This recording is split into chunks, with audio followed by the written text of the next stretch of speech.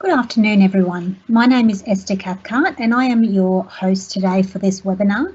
I'd like to welcome Jess Colquhoun, who will be our presenter on this very important topic of how to master your spend and build an emergency fund. Before we do get started though, Jess, I'd like to draw everyone's attention to the Q&A panel on the right-hand side of your screen. Please feel free to ask as many questions as you like throughout the presentation by using this Q&A box, and we have left some time at the end of the presentation to answer as many as we can. Okay, well, let's get started. How to master your spend and build an emergency fund. Welcome, Jess Colquhoun.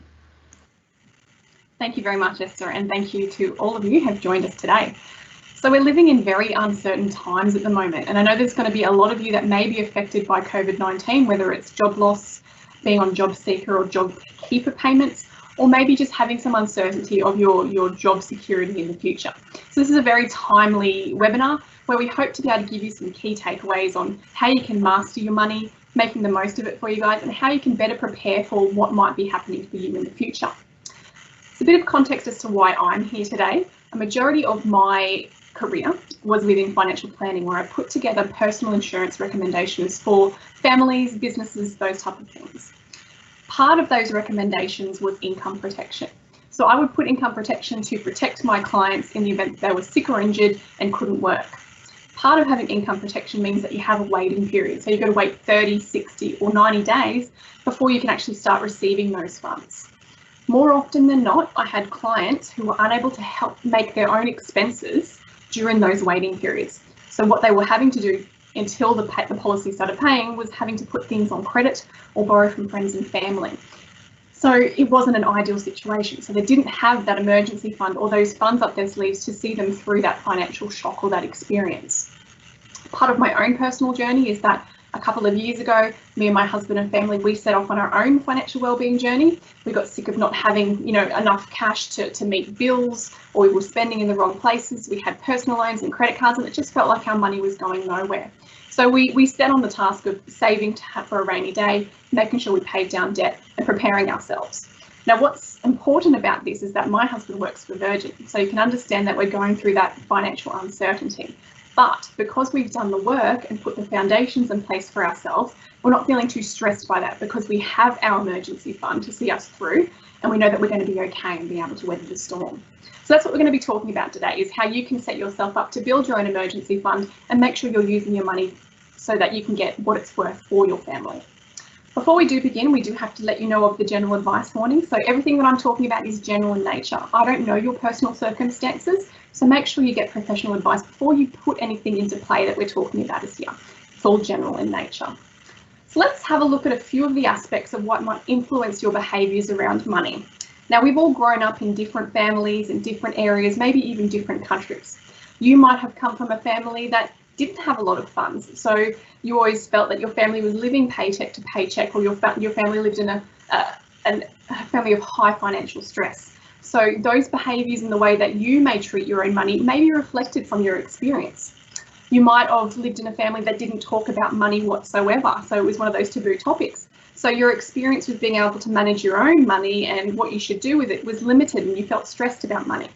Or you may have grown up in a family that was really quite open about money, talked about savings, set you up with all the skills to be able to understand money and all your responsibilities, and you felt well equipped for that.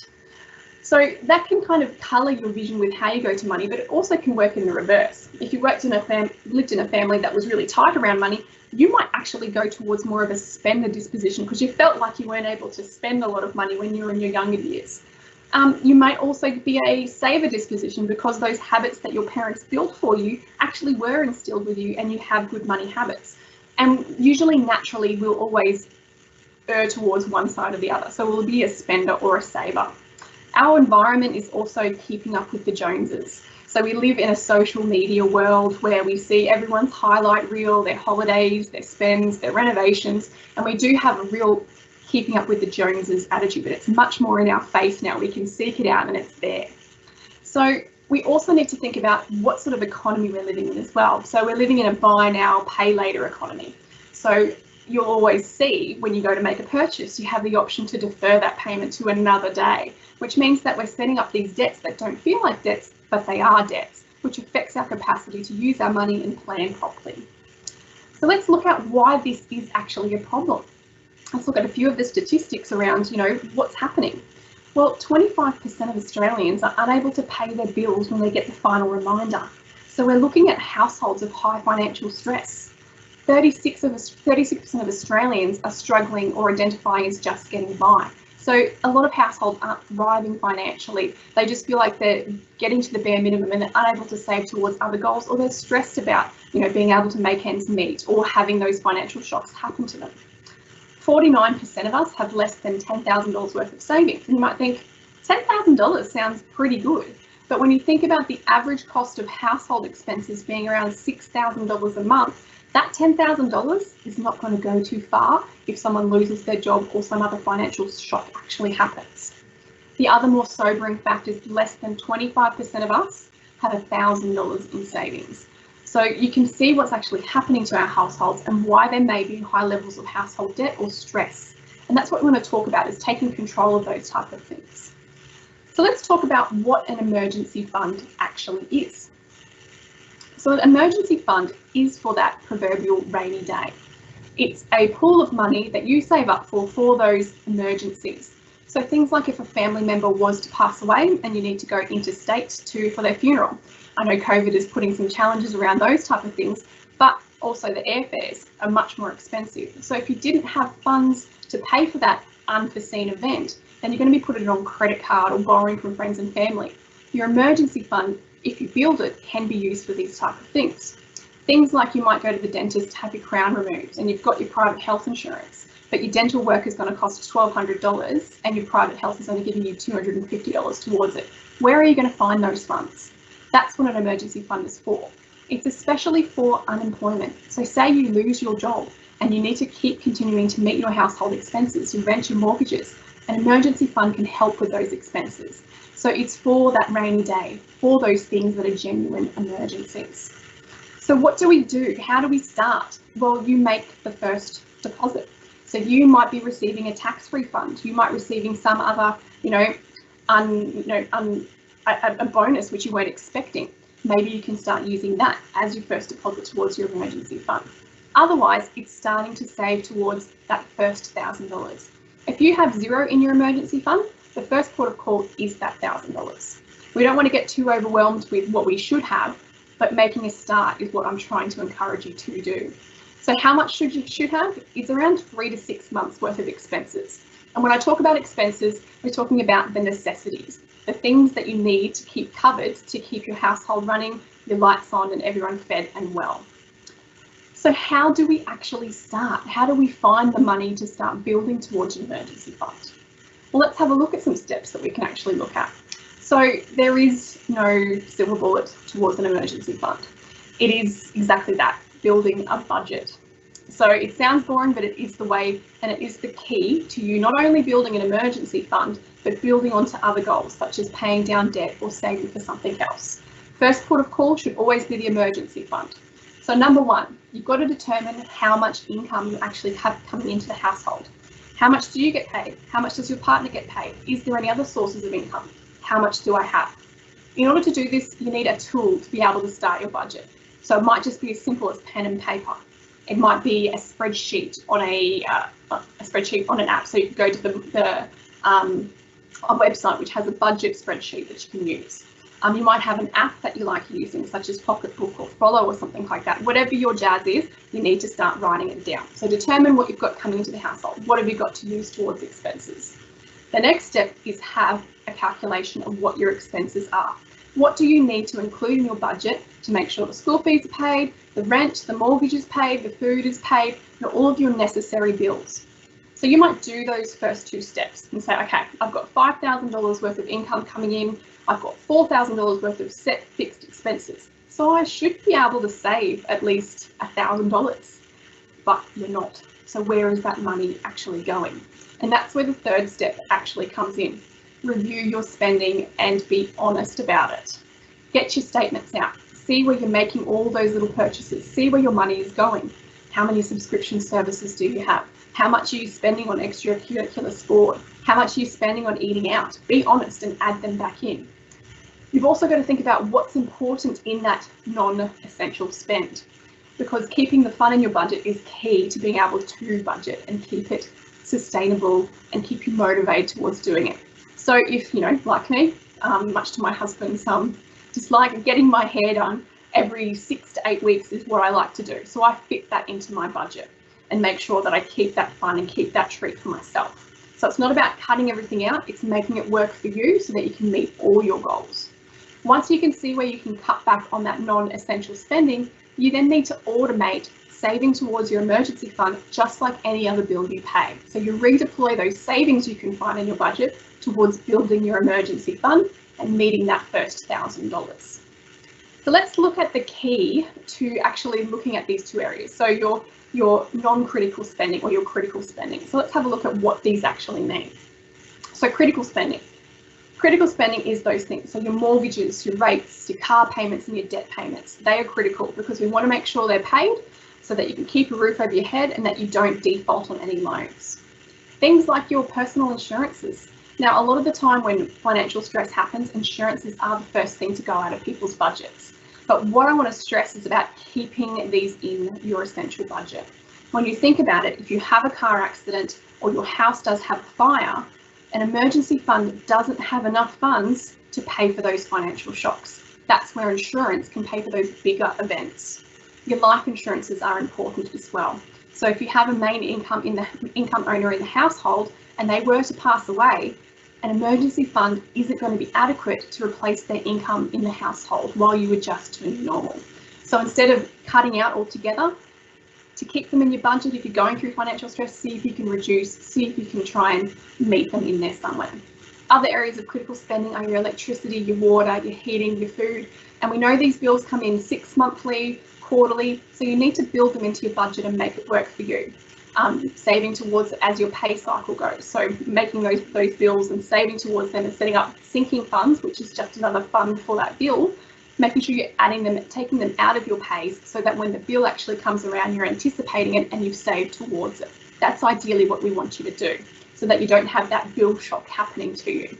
Other areas of critical spending is your car maintenance, your petrol and your transport, making sure you can get to work to make the money and making sure you maintain your car so that it doesn't cause an emergency fund dip-in event such as the alternator or something like that. Now the crux of the issue and where you can find a lot of your money is in your non-critical spending. So let's have a look at non-critical spending.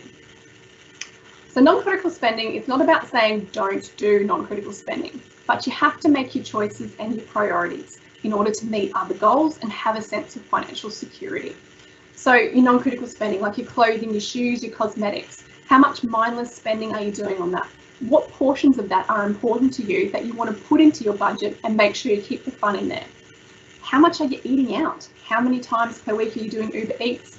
I know we've got to stimulate the economy and we've got to get out there and support small business, but we also need to support our budget and make sure that we're doing that, but also meeting our own goals and keeping our household safe as well. So if you are Uber eating it every week, maybe you want to make it once a month, and then automatically you have some savings that you can redeploy to your emergency fund. How much extra grocery trips are you doing by not meal planning? So how many times are you going to Coles every afternoon and getting those extras? Do you have a gym membership that you're not actually going to the gym for? Maybe you need to make the choice and cancel it, save that money and do something at home instead. How many subscriptions do you have? Do you have all 4? Do you have Disney Plus? Do you have Netflix? Do you have Stan? And do you have Amazon Prime? That can cost you over $60 a month just in subscription fees. So if you chose to cut back to 2 and keep the fun in your budget, you could be saving at least $30 a month just on choosing which subscriptions you're actually using. So in order to make this a little bit easier for you to understand, we've put together this pledge, which is Mastering My Spending Pledge. Mastering My Finances Pledge. Now it's a threefold thing that we've put together for you guys, because when it comes to budgeting, it has so many more dimensions to it. It's about looking at your finances, making the choices and assessing them, but it's also about building good habits, and it's also about building your resilience and your behaviours towards it. So let's look at the first category, which is I get the best deal by. So you can get the best deal by reviewing your utilities and usage. How long has it been since you reviewed your power plan and who your provider is with? Have a look around. Is there a better deal? Are you on the right tariffs? Are you getting the discounts that should be applied to your electricity bill? Once you get that quarterly bill, have a look at it. What's your usage like? Can you reduce it in order to save more money? And when you save money on that bill, you can redeploy those savings towards your emergency fund. Water usage is a little bit harder to look at better deals because you have the one provider, but you can get control of your usage. How much water are you using? How often are your kids leaving the taps on? Can we change the habits in our family to save money? And little by little you can. All of it's about having money in your pocket. How long have you been with your internet and phone provider? Have you looked at other deals? Is it gone into the too hard basket so you've never actually done it? Can you actually save, $20, $30 a month by actually looking at your plan and seeing whether there's a better deal out there? Other areas that we can look at is reviewing your personal insurances. So how often have you got that renewal in the mail, said, yep, insurance is renewed, and it goes into the mail pile to be shredded 2 years later? What about next time you get that renewal, you actually shop around to make sure you've got the best price for the best level of cover for your family? So you can probably save, a couple of $100 or, $50 a month, $20 a month, whatever it is, it's money in your pocket, okay? And you can redeploy that to your emergency fund. Personal insurance is such a life, like your life insurances. You always need to review them as your life changes. Maybe you had insurances for when your kids were younger and you're quite highly insured, but your life is a little bit easier now because your kids are at high school, your kids are in uni. Can you cut back and save on your premiums there to fit to what you want? And in the other way, is your insurance adequate and are you covering your family properly? The other one is shopping your interest rates. I think there's been some actual statistics that show that quite a few Queenslanders haven't actually shopped around to see whether there's a better rate because we're just complacent. We just stick with the provider because it's easier. If you've got an interest rate that's above 3% at the moment, then maybe you should be shopping around. And those funds that you can save by not having to pay as high a mortgage repayment, you can put towards your emergency fund. We're talking about credit cards as well, personal loans, making sure you're getting the best interest rate for you because it's all money in your pocket. The next part is all about building good habits. So reducing your food bill. The key to reducing your food bill is planning. So putting meal planning. I know it sounds boring, but it is a real big key to being able to control your food cost. Plan your meals out. When it gets to Wednesday and you've got sausages on the list, eat the sausages, even if you don't feel like it.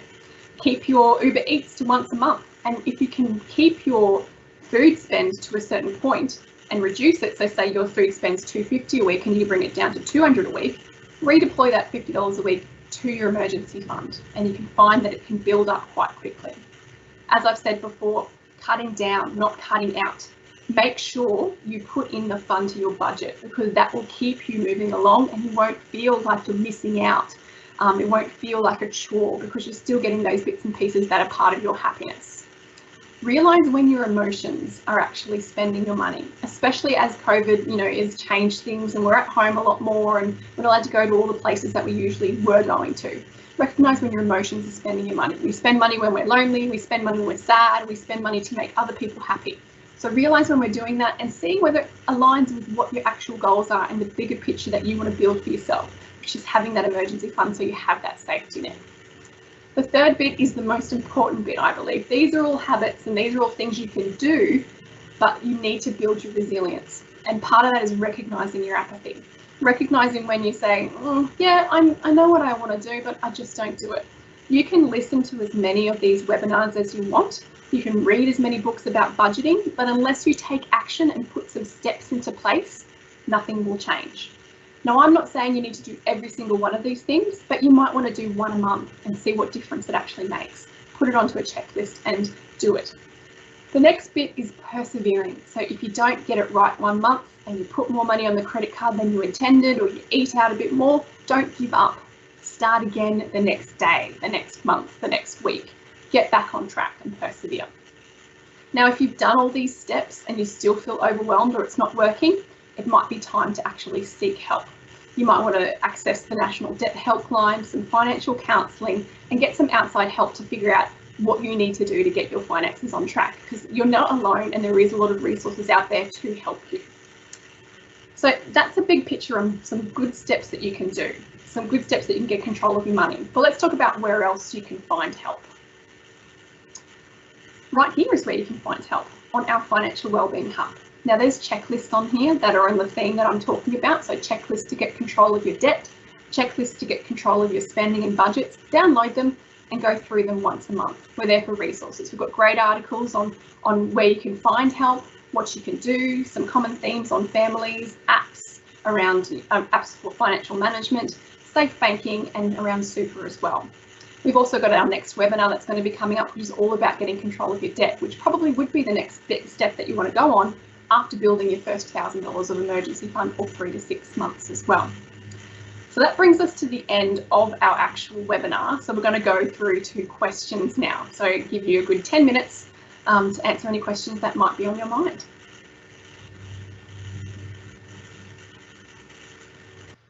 Thank you, Jess. I really love that pledge. It keeps us all on track, doesn't it? And it makes us make that commitment to actually starting a new habit or starting something new. So I really did enjoy that pledge. Now, I know I recently shopped around for my electricity rates because when we started building this webinar, I thought, oh, I've been putting that on the to-do list for too long. And I was really shocked at how much we can actually save. So I agree with you, Jess. Get out there and get those savings in your own pocket instead of the big companies. Now, we do have some questions flying through, but if you've left it till the end of this webinar, it's not too late to ask your question. Please go to the Q&A section on the right-hand side of your screen. I have made a couple of them go live, and yeah, as they're coming through, we'll continue to make them go live. Now, Jess, the first question that did come through is, how do you track your figures? So you put up there on the pledge that you needed to do all those bills, but how do you track all these figures? Well, it really depends on how you like to see your information. So you might get a green book from I know, what's your green book that you have, Esther? You have this great book that you and your family do? I do. It's just a standard old accounting ledger, and I prefer the green one just because it has more columns and a fatter bit to write in. Yep. But it's just called a general ledger. Yeah, so Esther's family does a general ledger because they like to write it down, see it, be able to change it. So you might want to get one of those books where you can write down what your bill is, how much was it this quarter, and then have a look at. So if you reduce your usage and you saw your bill there, you get your next bill and you can see, well, our reduced usage actually made a saving of $25 this quarter. So you can see that your habits are actually changing. So it's about getting a spreadsheet out. So there's a website called Money Smart, which has a heap of resources around spreadsheets and those type of things. And we link to a lot of those resources. So they have a budget spreadsheet there, which lets you be able to set your budget yearly, monthly, fortnightly, weekly. So that's a good way to actually track your expenses. You could just do it pen and paper if you really wanted to, or you might want to download an app which can help you set some parameters around your budget. So you've got apps like Money Brilliant, you've got Frollo, you've got Pocketbook. You've got so many options out there for apps, and we've also got an article on the Financial Wellbeing app which shows you a few different options for there. So you can track it. It really depends on how you like to track it and how you think it's a tool that you're actually going to work with. So you've just answered the next question that came through from Adam, and is there a good app for budgeting and cash flow monitoring? So thanks for answering that question already. I'll also pop on here into the Q&A website where you can find that article that Jess was just mentioning. Now, we do have a sole trader on their line, and they're wondering, money is quite tight for them right now. What tips do you have for sole traders? And I'm not sure, but I would be thinking similar to any, we're all sole traders to some degree, aren't we? Yeah, so with sole traders, income's high, income's low, income's high, income's low. So you really need to be smart with how you choose it. So when you have your good months, you need to start saving for those bad months so that you can balance it out a bit longer. So when you have those higher income months, think about saving those extra funds to buffer up those months that aren't so good. It's also about, if you're struggling with money, the first step is to try and cut back and go to an essentials budget maybe. So if it's really, really tight, you really need to do that step of reviewing your spending and making sure you're making every dollar count so that you can kind of smooth out those dips and ebbs and flows.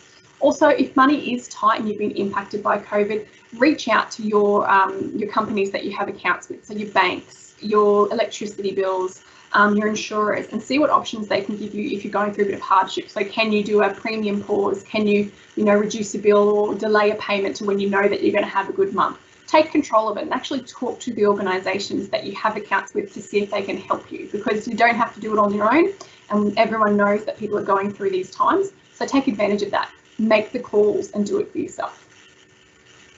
Great answer, thank you. This is a good one that lots of us go through, in fact. Do you have any tips for getting your family or your partner on board with sticking to a budget? My partner is a bit too happy to spend money on Uber Eats, even when we've got food in the fridge. I think it is. And the thing is that if you can all get on board, then it's much easier to make it happen, because you're not nagging and there's no arguments. But what it's all about is actually sitting around the table and talking about what your goals and priorities are, and making their goals part of what your goals as well. So you might have an idea in mind of what you want, but you still need to have some balance about what they want as well. So if Uber Eats is important to him, then yep, you need to put it into the budget, but he needs to understand that it can't be every week or every month, because we need to think about these other areas where we can be more financially secure. And an emergency fund will last a lot longer than tie one night, that's for sure. So it is about making sure that everyone's comfortable and has their say in the budget as well. So making it fun for him as well as for yourself as well. So you don't always feel like you're the one saying no, no, no, no, no. You agreeing to it. You said, well, look, we put this into the budget. You agreed to it. Can we try and stick to it? Great answer. And last question that's come through is, what if I'm paying off my credit card each month? Is it still a problem? And what does spending mindfully mean? Okay, so what if I'm paying my credit card? Yeah, so part one to the question is, what if I'm paying off my credit card each month? Is this still a problem? Oh, well, I suppose there's all sorts of ways. So it really depends on how you've got it set up. Some people have a budget where they put all their expenses onto the credit card each month to get points or to link up to their mortgage or something like that, but they're not carrying that debt across each month. So they're paying it out in full and paying on their credit card. But if you were to be doing both, so spending your money and putting it on the credit card, then that's where the problem occurs. It's up to you the way that you do it, but if you're carrying a debt and that debt is getting bigger or out of control, or you're having to put all of your money onto your credit card because you've spent it so much and you're not able to save, that's when it's a problem. So if you're paying off your credit card as just as your normal expenses, then that's okay as strategy. But if you're putting all of your money onto the credit card and you're not able to meet other goals, or you're spending too much, that's where the problem lies, is that you're not able to meet other goals. So have a look at that. Are you doing that? Spending mindfully is exactly that. Stopping and thinking about your goals. So before you go and tap and go, after you've gone to buy the one thing that you're going to buy, so let's say, I'll give you an example. It sounds a very girly example, but I go to Mecca and I know that I like one foundation and I'm going there to buy that, and that's part of my budget. And then I get up to the counter and I see all the pretty things and I start picking them up. Oh, that's only $18. Oh, that's only $20. And I get to the counter and my $50 spend is now $110. That's what I'm talking about. I need to be more mindful and go, no, I didn't come here for this. I don't want that extra money out of my budget, and I put it back. So I mindfully spend and don't just do it out of not even thinking about it. Great answer there, Jess. Now we have come to the end of our webinar. So we're currently sitting at 12:28. So we've got a couple of minutes left just in case anyone else wishes to answer, send through a question. But if not, oh, actually, one more just came through, Jess. What's your recommendation to stay motivated on this budget? Because I hate budgets. Motivation doesn't exist. It is discipline. So yep, at the start we can feel really energized about it. It's a new thing. It's got a novelty to it. And that's where that mastering my spending pledge comes into it. It is about perseverance. Your motivation will go up and down and you won't get it right every month. But your motivation has got to come, it's got to go past motivation. It's got to go past and thinking about those bigger goals. So if you can try and keep the fun in your budget, that's where you can kind of get a bit more motivation and not feel like you're denying yourself stuff, but you're also working to other goals. So you've got to think past motivation, because that will wane. Your initial enthusiasm will go, but it's all about persevering, doing those extra steps. And when you have a bad month, choosing to get back on it and moving forward, not punishing yourself and not making your, non-compliance to budget last 6 months, So if you can kind of, if you go off the track and it only lasts 2 weeks, instead of 6 months, then that's a better result. You're not going to get it perfect every time, but the quicker you can get back on track, the more motivated you can be. But it is about self-discipline, it is about persevering, and it is about behaviours. Great answer, thank you. We have come to the end of our webinar now at 12:30, so I'd just like to remind everyone that you can get more information and some of those checklists that Jess mentioned on our financial wellbeing website. We have kept that up on the screen so that you can write it down. And I'd also like to remind everyone of our next webinar that's coming up in September, and it is on paying down debt. We're giving you some great strategies and tips on how to attack those credit cards and those debts that might be lying around and that are niggling away at you and you want to get rid of. So if there's something that interests you, please go to that website and register for that next webinar, which is in September. Again, thank you so much for joining us today. We really appreciate you logging in and taking some time to make your own financial wellbeing that important step in your life. And I'd like to also thank Jess for her really informative presentation today and taking us on this journey on how to create that safety net within our budget. So again, thanks Jess, thanks everyone for joining us, and we'll see you at the next webinar. Before we do go, you are going to be receiving a feedback email on this one. Thanks, Jess. Yes, thank you. That's why we're a good dream team here, Esther. Feedback email. We want to hear what you think. So please take the time to fill it out, because we're doing this for you to be able to build your financial capability and be topics that are interesting to members and Greater Queensland. Please fill out that feedback form. Tell us what you think. Tell us the topics that you're wanting to hear about, and then we can build this for you. Thank you, guys. Fantastic. Thank you, everyone.